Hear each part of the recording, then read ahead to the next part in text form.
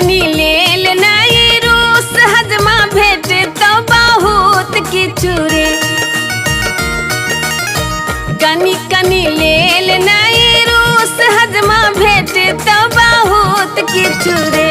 हजमा धीरे धीरे कटिहन केस की बउआ सुकुमार मोरा रे। हजमा धीरे धीरे कटिहन केस की बउआ सुकुमार मोरा रे। हजमा धीरे धीरे कटिहन केस की बउआ सुकुमार मोरा रे।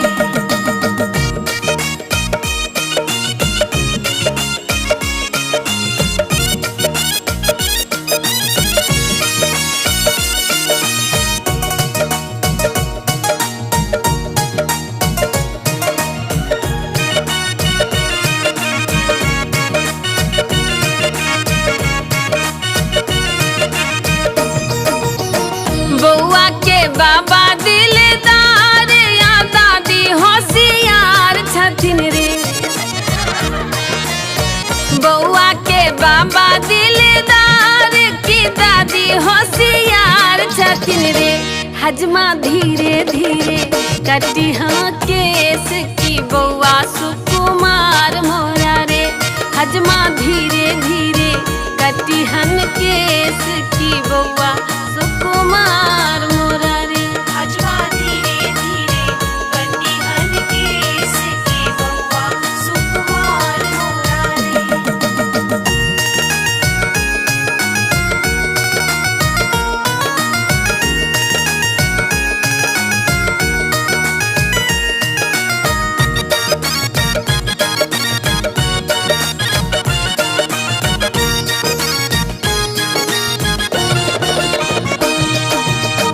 बउआ के मौसी बड़ा गोर की मौसा कमजोर छथिन रे। बउआ के मौसी बड़ा गोर की मौसा कमजोर छथिन रे।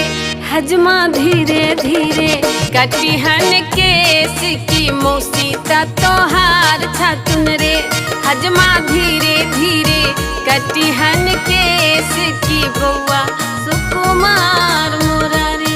हजमा धीरे धीरे कटिहन केस की बउआ सुकुमार मोरा रे।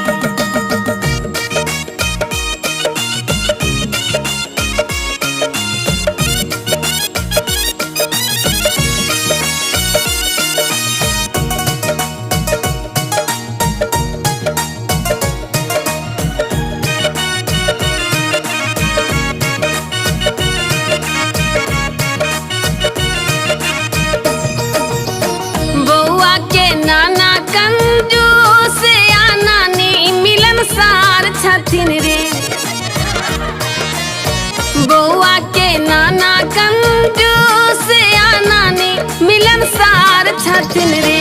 हजमा धीरे धीरे कटिहन केस की नानी माला माल छथिन रे। हजमा धीरे धीरे कटिहन केस की बउआ सुकुमार मोरा रे। हजमा धीरे धीरे कटिहन केस की बउआ सुकुमार मोरा रे। कनी कनी लेल नहीं रूस हजमा भेटे तो बहुत किछु रे। कनी कनी लेल नहीं रूस हजमा भेटे तो बहुत किछु रे। हजमा धीरे धीरे कटिहन केस की बउआ सुकुमार मोरा रे। हजमा धीरे धीरे कटिहन केस की बउआ सुकुमार